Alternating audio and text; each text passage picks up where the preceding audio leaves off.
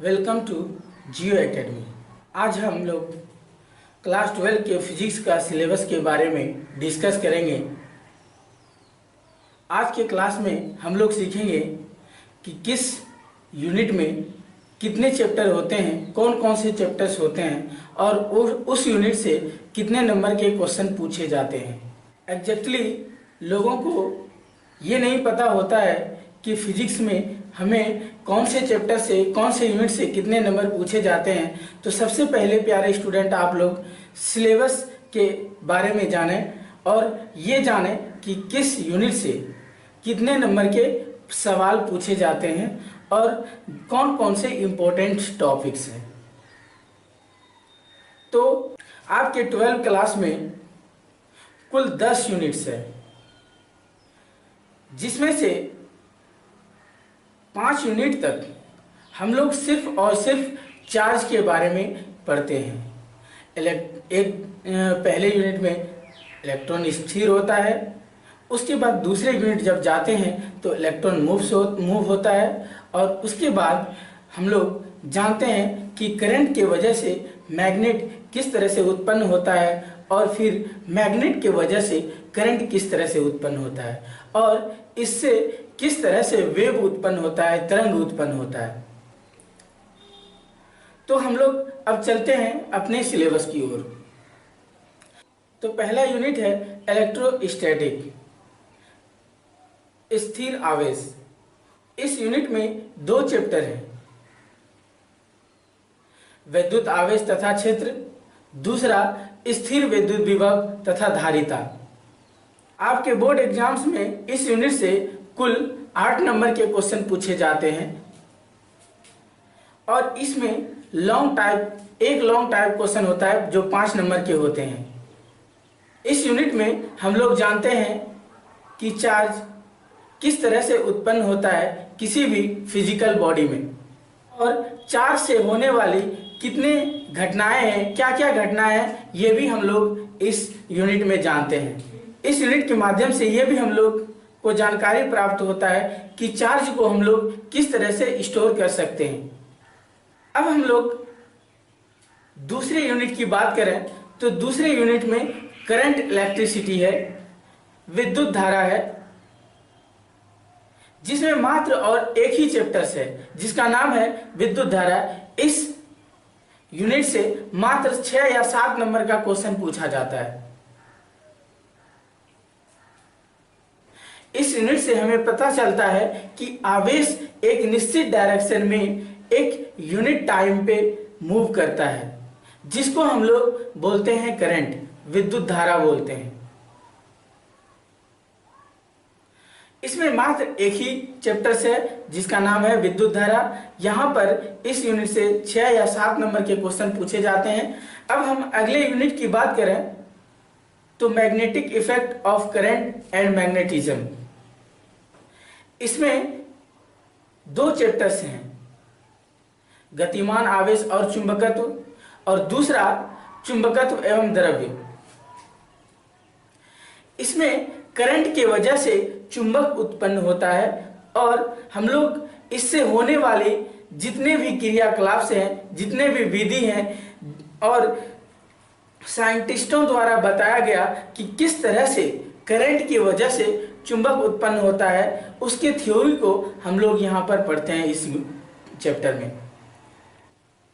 अब अगले यूनिट की बात करें, यूनिट नंबर 4 की बात करें तो unit number 4 electromagnetic induction and alternating current है। विद्युत चुंबकीय प्रेरण और प्रत्यावर्ती धारा। इसमें भी 2 यूनिट चैप्टर्स हैं। पहला चैप्टर है विद्युत चुंबकीय प्रेरण और दूसरा चैप्टर है प्रत्यावर्ती धारा। इस यूनिट से आपके जैक बोर्ड में 8 नंबर के क्वेश्चन पूछे जाते हैं।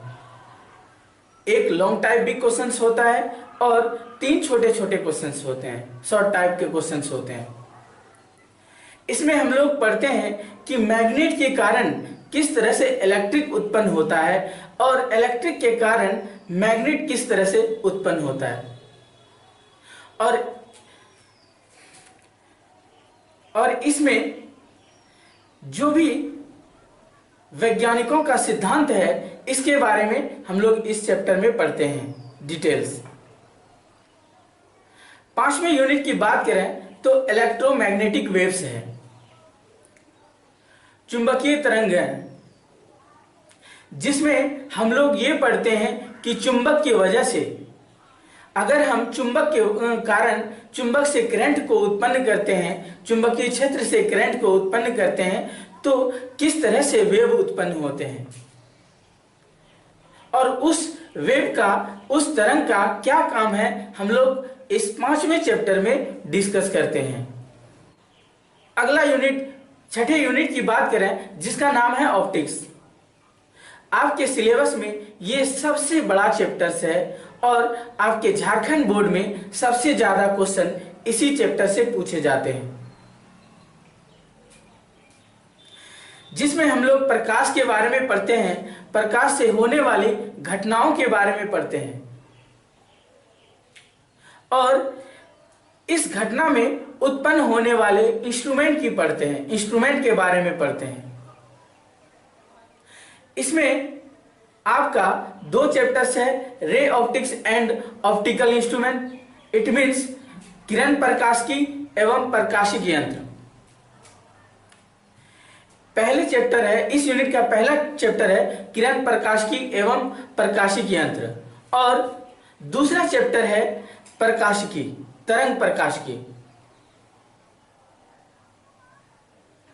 पहले चैप्टर में हम लोग सिर्फ और सिर्फ प्रकाश के बारे में पढ़ते हैं, प्रकाश से रिलेटेड होने वाली घटनाओं के बारे में पढ़ते हैं और इस घटनाओं में उपयोग होने वाले इंस्ट्रूमेंट के बारे में पढ़ते हैं, यानी यंत्र के बारे में पढ़ते हैं। और दूसरे चैप्टर में हम लोग पढ़ते हैं तरंग के बारे में, किस तरह से वैज्ञानिकों ने प्रकाश को तरंग का रूप दिया, तरंग कैसे इसको कहा गया, इसके बारे में हम लोग अच्छे से जानकारी प्राप्त करते हैं इस चैप्टर के माध्यम से। आपके बोर्ड में सबसे ज्यादा नंबर का क्वेश्चन इसी यूनिट से पूछा जाता है, 14 नंबर का क्वेश्चन इस यूनिट से पूछा जाता है। इसमें से एक लॉन्ग टाइप क्वेश्चन भी होता है जो डेरिवेटिव टाइप होता है।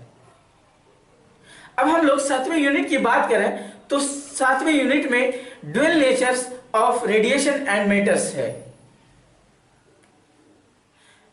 जिसको हिंदी में हम लोग विकिरण तथा द्रव की द्वित प्रकृति कहते हैं।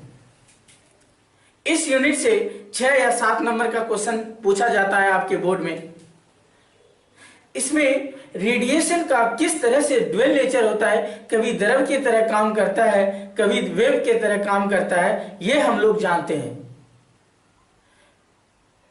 और किस किस मैटर से ये तरंग उत्पन्न होती है या वेव उत्पन्न होती है, वो भी हम लोग इसी यूनिट के माध्यम से जानते हैं। अगर हम 8वें यूनिट की बात करें तो 8वां यूनिट एटम्स एंड न्यूक्लियस होता है। इसमें भी 2 चैप्टर्स हैं, पहला चैप्टर है परमाणु और दूसरा चैप्टर है नाभिक। और आपके बोर्ड एग्जाम में इससे 8 नंबर का क्वेश्चन पूछा जाता है। 4 शॉर्ट टाइप का क्वेश्चन होता है इसमें, 4 शॉर्ट टाइप का क्वेश्चन 2 नंबर की भी पूछते हैं, 1 नंबर के भी पूछते हैं और 3 नंबर के भी क्वेश्चन पूछते हैं इस यूनिट से। अगर हम 9वें यूनिट के बारे में बात करेंगे तो 9वें यूनिट का नाम है इलेक्ट्रॉनिक डिवाइस। इसमें मात्र एक चैप्टर है जिसका नाम है अर्धचालक और पदार्थ की युक्तियों तथा सरल परिपथ। इसमें सेमीकंडक्टर इलेक्ट्रॉनिक डिवाइस के बारे में ज्यादा हम लोग पढ़ाई करते हैं कि सेमीकंडक्टर के थ्रू किस तरह से इलेक्ट्रॉनिक डिवाइस, इलेक्ट्रॉनिक कंपोनेंट्स बनाए जाते हैं, इसी यूनिट के माध्यम से हम लोग सीखते हैं। आपके बोर्ड एग्जाम की बात करें तो इस यूनिट से 5 नंबर की क्वेश्चन पूछे जाते हैं, 3 और 2 नंबर के क्वेश्चन पूछे जाते हैं इस यूनिट में। और सबसे लास्ट यूनिट आपका बहुत ही इंपॉर्टेंट यूनिट्स है, वो है कम्युनिकेशन सिस्टम। ये आपके 10वें यूनिट है और इसमें भी मात्र एक चैप्टर होते हैं, संचार व्यवस्था। इस यूनिट के माध्यम से हम लोग सीखते हैं कि लोगों से आज के डेट में किस तरह से कम्युनिकेट किया जाता है, किस तरह से जुड़े रहते हैं। हम लोग इस यूनिट के माध्यम से सीखते हैं। अगर हम आपकी बोर्ड एग्जाम की बात करें तो इस यूनिट से आपके बोर्ड में मात्र 3 नंबर के क्वेश्चन पूछते हैं।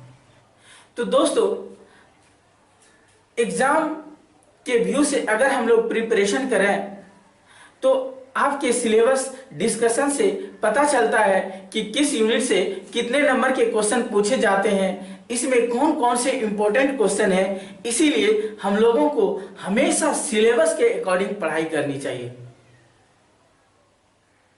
और आप लोग हमेशा अपने पास सिलेबस को रखो ताकि आपको अंदाजा मिल सके किस यूनिट को हम लोग अच्छे से प्रिपेयर करें कि ज़्यादा से ज़्यादा एग्जाम में मार्क्स उठे। आज हम लोग यहीं तक रखते हैं। अब अगले वीडियो के लिए हम लोग अगले वीडियो में पढ़ेंगे ऑप्टिक्स के बारे में। आपके जो सिलेबस का 8वां यूनिट है उसी के बारे में पढ़ेंगे, ऑप्टिक्स के बारे में पढ़ेंगे। यहाँ पढ़ेंगे किस तरह से लाइट के इंसिडेंट को पढ़ा जाता है और लाइट से होने वाले जितने भी इंसिडेंट है वो किस तरह से हमारे दैनिक लाइफ में कारगर है, वो हम लोग सीखेंगे। तो हमारे अगले वीडियो की नोटिफिकेशन के लिए हमारे YouTube चैनल को सब्सक्राइब करें, लाइक करें और कमेंट करें और साथ ही साथ आपके जो सामने बेल आइकन है वो भी दबाएं ताकि अगले वीडियो का नोटिफिकेशन आता रहे आपके पास। आज यहीं तक हमारे वीडियो को देखने के लिए थैंक यू।